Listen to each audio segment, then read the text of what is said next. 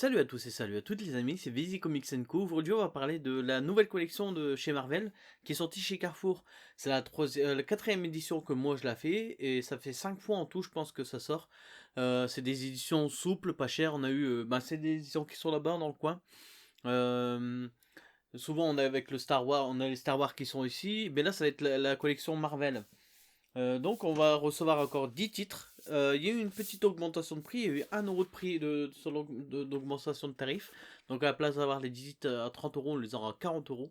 Mais la qualité est toujours pareille, hein. J'ai cru voir ça en vite fait, j'ai pas tout vu encore. Mais ça s'affiche toujours pareil, hein. Donc au début on a à peu près le titre, donc on a Dark Avengers, on a la couverture en or quasiment. On a un pitch sur ce qui se passe dans... On a le sommaire, donc l'introduction, la rencontre, ça c'est tout ce qui va se passer avant, plus ce qui va se dérouler dans le comics. Donc c'est des comics assez récents en fait, je pense qu'il n'y a pas au-dessus des années avant les années 2000 je veux dire. Donc c'est vraiment cool, si vous voulez vraiment débuter en comics, que vous savez pas quoi acheter. Je pense que ça peut être une très bonne sélection déjà parce que c'est des trucs que personnellement je connaissais pas. C'est pour ça que j'ai tout pris encore une fois. Ça fait une fresque et j'ai tout pris. Mais on peut déjà bien débuter les comics et au moins se faire un bon avis sur ça, hein. Donc on a une introduction. Après on a là il va nous parler des Dark Avengers donc avec Siege, avec Reborn, tout ça. Et là on va arriver directement dans les comics, hein. Donc dans ce comics par exemple de Dark Avengers. Ce qui est cool dans cette collection, c'est qu'on va avoir des runs complets. Hier, ils vont chapitrer, ils vont dire que par exemple dans ce comics, il va y avoir genre 2 chapitres. Donc du 4, 6, de 1 à 5 et de 6 à 10. Et ça va être la même histoire et c'est ça qui est cool au fait. Donc là, on peut voir que directement, on va tomber sur du chapitre l'issue 9, 10, 11, 12. C'est du février 2010. Et après, il faut aller en page 95. Et après, la deuxième histoire, ça va être un comics de 2013. Comment j'ai atterri ici. Donc la première histoire, c'est l'homme molécule. Et la deuxième histoire, c'est les maîtres du mal. Donc dans ce comics, on aura 2 histoires différentes, hein. On aura plusieurs chapitres, plus 2 histoires différentes. C'est assez cool. Le papier n'est pas glacé. C'est du souple comme on a pu le voir toujours depuis le début. Et par contre, j'ai cru voir que les bonus maintenant étaient en... Ah bah non, bah là non. Hop, les bonus sont en petite page. Mais j'ai vu qu'il y avait des bonus en pleine page. Les covers de bonus en pleine page. Et à la fin de chaque comics, on a les créateurs. Donc là, on a Brian Michael Bendis, Jeff Parker, Mike Deodato Jr. et Neil Howard.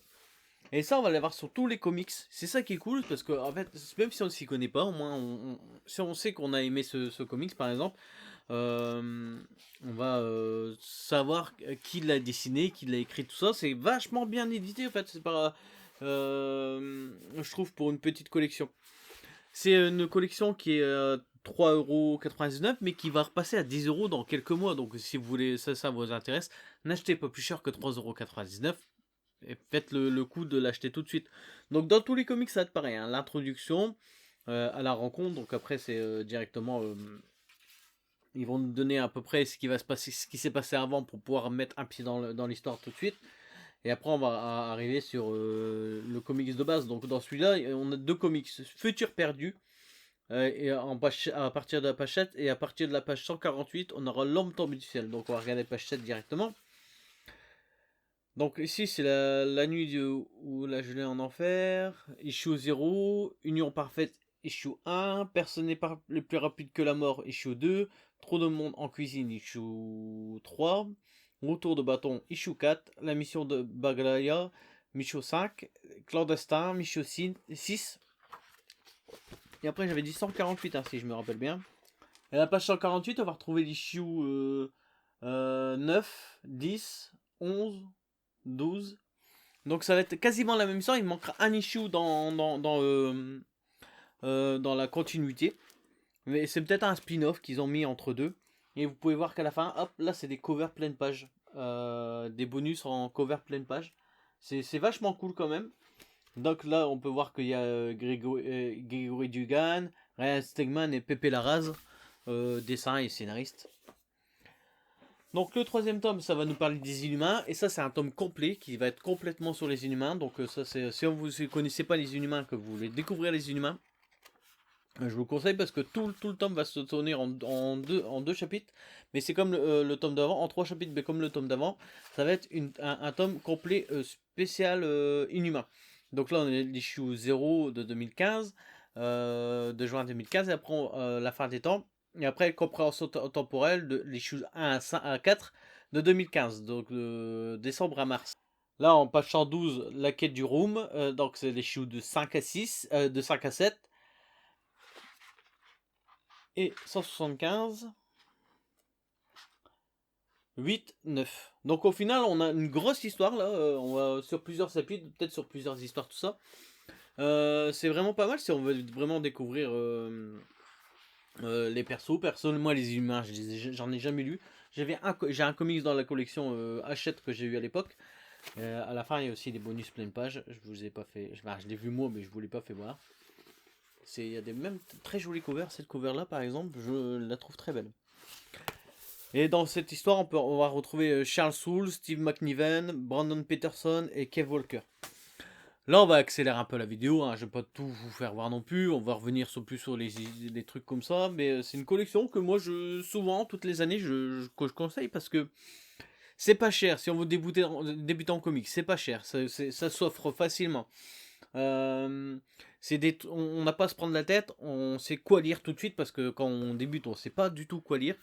C'est bien édité, t'as quand même des belles introductions, des avant-propos assez cool, et les histoires sont souvent vraiment pas mal, hein. Donc là, les Gardiens de la Galaxie, tout à l'heure je l'avais vu, j'avais regardé, ça va nous reprendre plusieurs histoires. Donc là, on a le siège de la prison, Avengers de demain, et les Gardiens rencontrent les Avengers.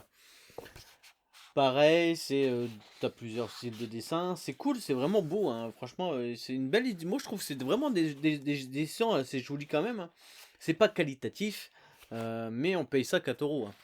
Donc, on peut pas non plus avoir du hardcover ou du papier glacé à 4 euros.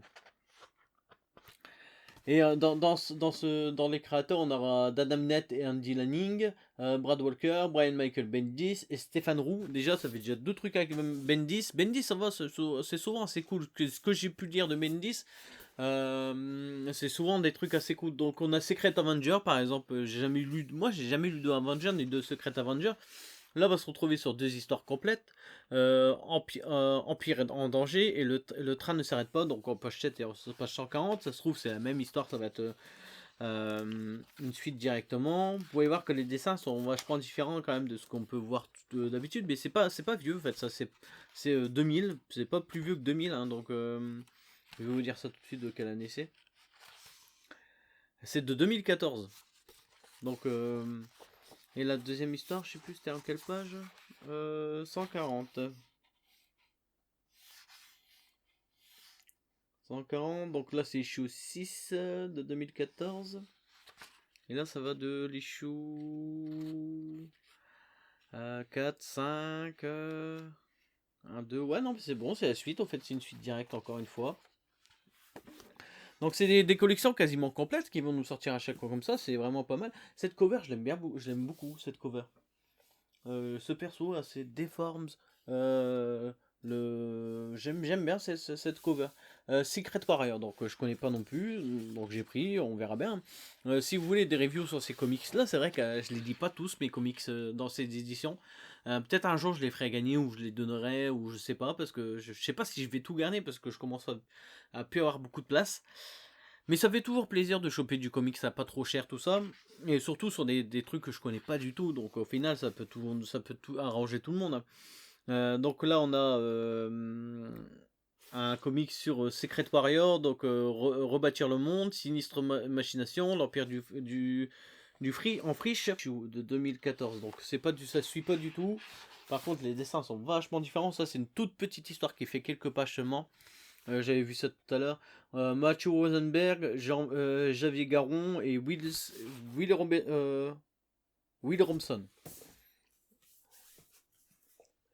On a aussi un le 7ème tome, le Squadron Suprême, Donc je connais pas non plus. Franchement, c'est vraiment toute une découverte pour moi cette collection quasiment, hein.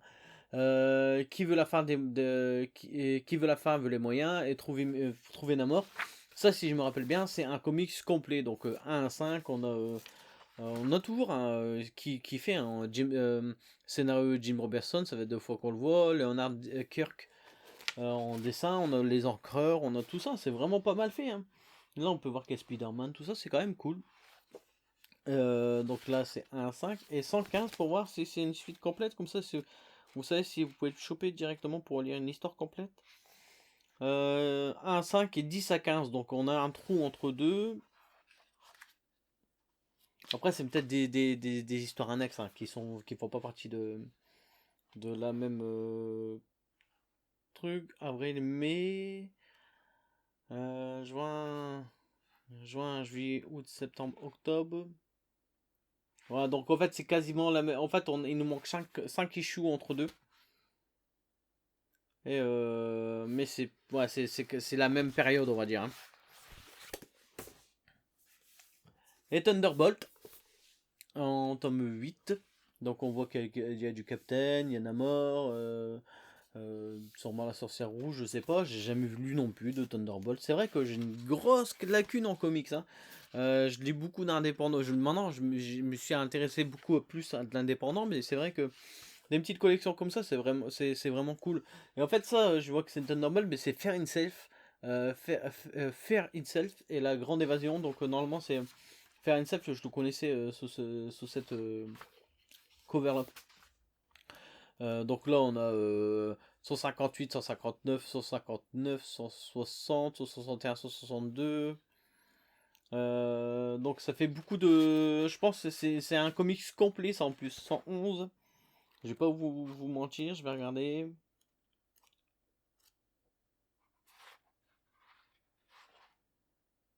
Ouais, 63, 64, 65, 66, 67. Donc c'est 168. Donc c'est un comics complet. Euh, c'est quand même cool, hein. Franchement, cette fois-ci, on a des trucs assez récents et complets quasiment. Donc on a Jeff Parker, Kev Walker, Declan Shalvey et Matthew Southworth. Je connais pas Matthew Southworth. Là, on va arriver sur un truc que, si je me rappelle bien, c'est du Rob Liefeld. Je connais pas du tout Rob Liefeld. Je sais que Max Faraday en parle très souvent. Et tout à l'heure, j'ai vu son trait, j'ai vu les dessins. J'ai trouvé ça vraiment impressionnant parce que je trouve que c'est typiquement des trucs du dessin des années 90. Enfin, ça sort l'année 90 de toi, le 90. Ouais. On critique souvent que Rob Liefeld il a pas de pied, mais là on voit des pieds. Je sais pas si c'est un vrai truc ou pas. Bah parce qu'à chaque fois je l'entends qu'il dit ça. Donc là on a X-Force et la grande évasion. Non, c'est pas la même histoire, c'est beaucoup plus tard. Mais ça reste une plus grosse histoire, donc ça fait deux histoires, on va dire, hein, deux gros chapitres de plusieurs histoires, plusieurs chapitres dedans, c'est cool. Donc là on a du Rob Liefeld, Fabien Niecesa, Denny Holpus et Salvador Larroca. Et pour le dernier tome, on va retrouver les Extreme X-Men. Extreme X-Men. Et là, si je me trompe pas, c'est plusieurs histoires aussi. Donc, non, c'est une seule histoire de Xavier doit mourir, tu ne peux plus rentrer chez toi, et Production Infernale. Donc, on a du chapitre de CD X-Men Extreme de 2012, un chapitre 1 à 5, pour voir à peu près à quoi ça ressemble comme ça, si vous voyez, si j'arrive bien à me cadrer. Ouais, de 1 à 12, donc de septembre 2012, là c'est janvier 2013, donc c'est ça. 6 à 7, et après c'est à la page 228. Non, 228 c'est un autre truc de 2011. Un spécial c'est un issue 1000. Je sais pas si c'est ça. Mais ça fait quand même deux histoires, plus on va dire, allez, le dernier chapitre c'est un petit bonus quoi, parce que c'est pas grand chose. Par contre c'est très très bien dessiné, c'est fou comme c'est beau. Donc on a Greg Pak en scénariste, créateur, Stephen Sevioa et Paco Diaz. Donc c'est une petite collection avec une frise, il y a une frise sur le côté. Je vais essayer de faire voir sans trop me faire mal à mon doigt parce que je me suis défoncé un doigt aujourd'hui. Hop. Hop. Donc la frise, je peux pas la faire mieux que ça, j'ai mon doigt, il me fait très très mal.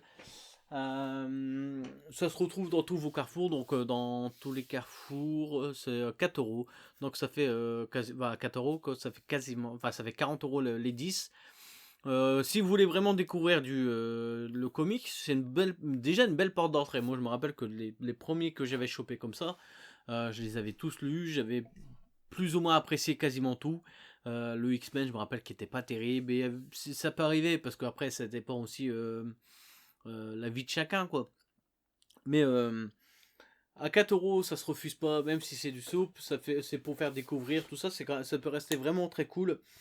Et ça fait de la lecture pas chère. Des livres comme ça, à des enfants, on peut leur offrir, c'est vraiment pas des trucs qu'on va payer 15, 20 euros.